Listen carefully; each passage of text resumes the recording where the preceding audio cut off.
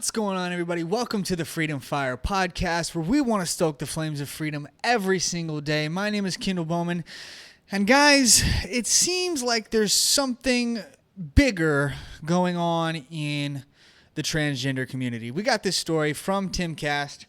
Transgender teen arrested for planning a school shooting. This was something that took place in Colorado. Less than 2 weeks after a woman who identified as a transgender man, sorry guys, English is hard, killed 6 people at a Christian school in Nashville, Tennessee, authorities arrested a transgender woman who was planning a school shooting in Colorado. The former Colorado Springs student, a 19-year-old male who identifies as a woman, has been arrested and charged after an investigation into threats involving schools in Colorado Springs Academy, District 20, ABC local affiliate. That's not important. The individual was arrested by the Elbert County Sheriff's Office and, according to the 18th Judicial District Attorney's Office, was charged with criminal attempt to commit murder in the first degree, 2 counts, criminal mischief, menacing, and interference with staff, faculty, or students of educational institutions. The suspect was apprehended when his sister called the police after he was behaving violently and making references to school shootings. His sister also told a police dispatcher the man has severe anger issues, according to the arrest affidavit. When authorities entered the suspect's bedroom, they found a notebook with instructions on how to build homemade bombs and a whiteboard with the floor plan of Timberview Middle School, where he went to 5th, 6th, and 7th grade. Since attending that Timberview, he was homeschooled, the affidavit stated. The notebook included the drawing of a clock to use as a detonation mechanism for the explosive device, which the suspect said he learned how to create on YouTube. Also discovered among the teen's belongings was Karl Marx's The Communist Manifesto. Of course it was. Police found the suspect lying in bed drunk in a room with several holes in the wall, with trash piled so high it was level with the bed. Police noted the filthy condition of the room, adding that his bed sheets were stained brown. According to police, the suspect has a history of suicidal thoughts, stating they came often, and adding that he had never received treatment. Sheriff deputies found a manifesto with the names of mass shooters, political commentators, and a list of people to be killed written in the notebook, which also contained the victim's intended casualty versus injury rate. Firearms for the attack were to be made by a 3D printer. No guns were found inside the home, though police discovered firearm cleaning liquids. Authorities say deputies spoke to the suspect, who nodded yes when asked if he was planning to commit a school shooting. Police say the suspect appeared intoxicated and told officers, "I'm a little drunk, by the way." The primary target was the middle school, while other potential targets included Prairie Hill Elementary and Pine Creek High School, the affidavit stated. The suspect said he'd been planning the attack for a month or two. The suspect's hearings is scheduled for May 5th, 2023. His bond has been set at $75,000, which I personally believe is too low. Guys, there's something going on in the trans community right now. And in my personal opinion, it's the same thing that it's always been. It's mental illness. This is a mental illness. The trans community is not a real thing. It is a group of people who have a mental illness. Yes, it is a mental illness in the DSM-5. It is called gender dysphoria. These people are mentally ill. These people, the side effects of this mental illness, a lot of the times are anxiety and depression, and ultimately, this is what is leading to a lot of this violence. Now, there was more violence from the trans community at SFSU over the weekend. This was on this article is on April 7th. Today is the 9th. This was 2 nights ago. Breaking: Riley Gaines violently assaulted at SFSU event sponsored by Turning Point USA. This story is from the Post Millennial. On Thursday night, swimmer and women's sports advocate Riley Gaines was assaulted by radical trans activists during a Turning Point USA event at San Francisco State University, after allegedly being physically assaulted by a protester while she was escorted to a safe room. Protesters followed Gaines and continued to harass her. This is a tweet from Riley Gaines herself. The prisoners are running the asylum at SFSU. I was ambushed and physically hit twice by a man. So much for supporting women from the left. This is proof that women need sex-protected spaces, and I 100% agree. Still, only further assures me I'm doing something right. When they want you silent, speak louder. There is a message in there that every single one of us should be learning from this young lady, Riley Gaines. I'm trying to move past this. Okay, this is from another quote of hers. I'm okay currently, but an hour and a half later, I'm still barricaded in a room with ambushers on the outside yelling and threatening violence, Gaines told the Post Millennial. As police escorted me out of the event space to my current location, I was hit physically twice by what I presume was a male individual. This only assures me I'm doing the right thing. This is a tweet from Charlie Kirk said, this is unacceptable at an American college campus event, even in San Francisco. Pray for Riley Gaines and for our brave students at SFSU. I want to share this video with you guys because this is absolutely insane. And it only continues to show the level of extremism that these people are willing to go to be able to get their way and to push their agenda onto people. And we hear this all the time. We hear this all the time from the left, pointed directly at Christians. They say, don't push your agenda onto other people. Don't push your religion onto other people. And unfortunately, now we are faced with the religion of the woke, and it is being forced on us every single day. Let's watch. It's going to pull it up here. Okay, here we go. Look at this.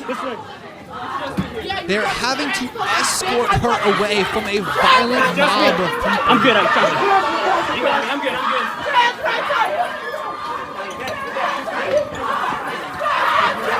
I believe this is her right here in this blue sweatshirt. I'm coming. I'm good.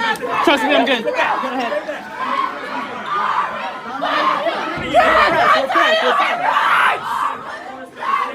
Wow, just the level of insanity. You crying! You fucking crying, bitch! Fuck you! Wow, absolutely insane. Fuck you! Trans rights are human rights!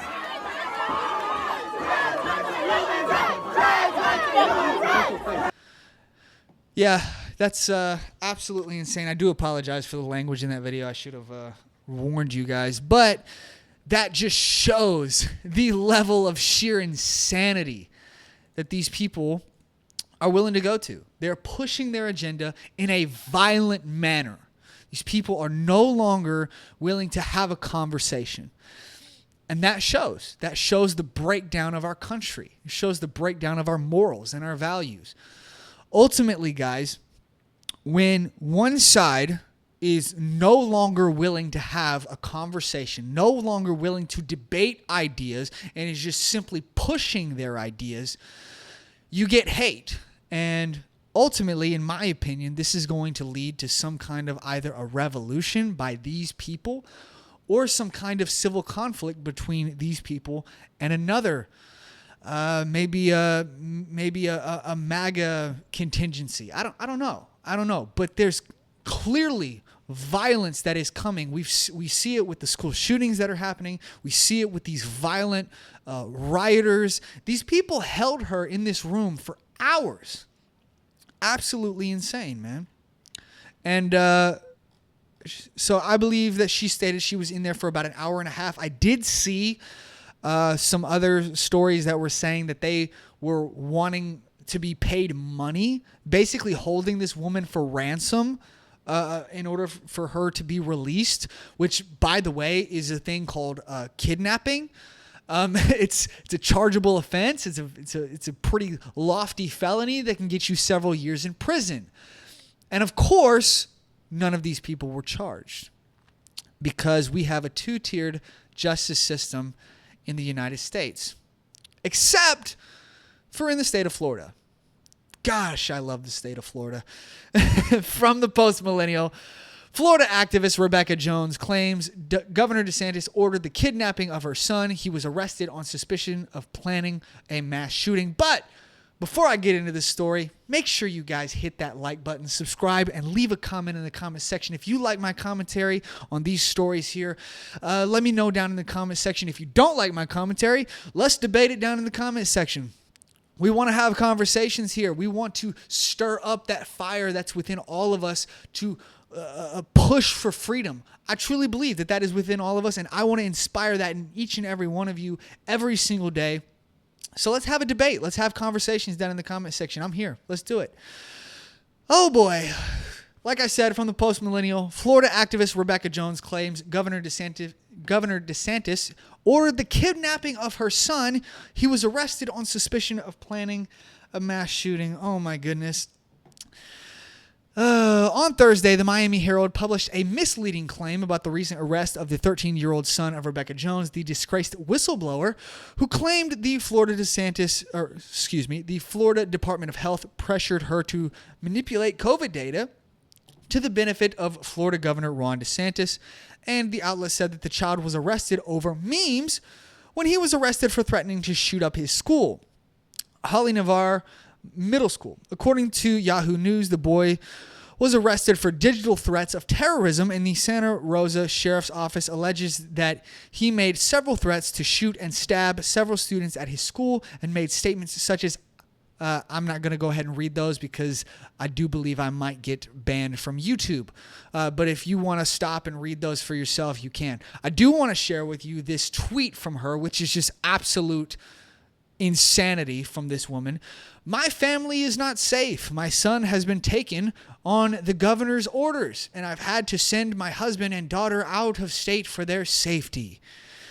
Oh boy. This is the reality of living in DeSantis, Florida. There is no freedom here, only retaliatory rule by a fascist who wishes to be king. Yeah, in reality, the reality is that she turned in her own son. This is video of her and her husband turning in their son at the police station because he is a very violent individual who is threatening attacks on middle schools, threatening to shoot and stab other children at his school. Guys, there's something going on in the trans community. There's something going on in the left, the extremist left. These people are mentally ill, man. They're mentally ill. There's something wrong in their heads. Either that, or they are being pushed by the media they're being pushed by the media into this level of extremism, or maybe it's a mix of both. It's absolutely insane, guys. And I don't like this level of extremism, this level of insanity. It's unprecedented here in this country. We've not seen this type of insanity and psychosis in a very long time in this country. And this story shows these people don't really care. These people don't really care about the rule of law. They will twist anything to make them look like the good guys and to make you look like the bad guys. And the reality of it is that there is no defending your case on the internet because these people don't see your stories. They don't see your statements or your comments or they don't see any kind of right-wing media. Multiple studies have proven this, that people on the right are more likely to get their news from a more broad spectrum of news outlets from the right, left, and the center, whereas people who are primarily on the left are far more likely to only get their news from left-wing sources. These people are in an echo chamber, and they will only see what the extremist activists on their side have to say, and they will believe it every time because they think that you are the extremist when they are the ones who are psychotic. Guys, this is insane. We're reaching. I get it. I've been saying this for the past few videos, but it's a reality right now, man. It truly is. This is a reality in our country. We're reaching a breaking point. There cannot be stability that is based on lies, because there will be some people that know the truth. Those people will speak out. Some people will hear what those people have to say, and there will be people who are ticked off. Right now, that group is the MAGA movement. We are pushing for a more free country that is away from all of this insanity overseas, away from all of this insanity from the left. We want a free America that is for Americans, that is for the benefit of Americans. And these people are fighting tooth and nail to stop you every single bit of the way. Now, I have seen a few stories. I didn't have time to do a lot of reading on them. I will probably get to those on Wednesday.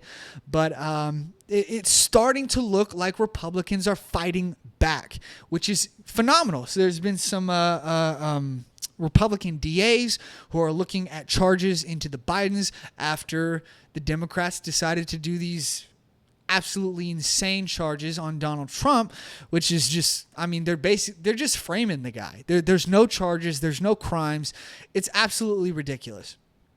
And so, yeah, Republicans are starting to fight back. We've seen the Speaker of the House, who has been stating multiple times that they're gonna do federal investigations into Alvin Bragg. It's heating up, guys. It is severely heating up. Now, I want to give you guys some solutions that you guys can do to fight back, but also to protect yourself and your families. Because as things are heating up more, we want to make sure that we're being safe. The first thing that you can do to fight back and to speak out against these things is do what I'm doing. You know, like this is not anything special. You know, I mean, it took a little bit of equipment to buy here. I already had the webcam that I'm using to shoot these videos. But guys, get on YouTube, get on Rumble, and just speak out. Speak out about the things that are going on. We need to get more of the messaging out there about these stories. And let's use the algorithm to our advantage and push this out there. And I know what you're saying. Oh, well, they'll ban us. Oh, well, they'll censor us. Overload the algorithm. Let's overload the algorithm so that they can't, bro. Let's push this out there, get the message out there, and force these leftists to be face to face with these stories and with the truth of what's actually going on. Because, like I said, they're living in an echo chamber. Now, some things that we should. Some actions that we should be taking to protect ourselves and our families is, guys, you got to get out of the cities. You gotta be in areas that are. I get it. Most people are not willing to. They don't want to move out in the country because they like the convenience of the city. But in reality, this is only getting more violent. It's only getting more insane from the left. And we have seen in 2020 with the violent riots of 2020. That these people are willing to burn entire cities to the ground. And we've seen earlier this year in Georgia, in Atlanta, Georgia, Antifa burning a police station to the ground. Get out of the cities, guys. You have to. I'm sorry. The convenience is not worth the destruction of your home, the destruction of your property, and possibly the injuries and the death of your family. It's not worth it. We have to get out of the cities.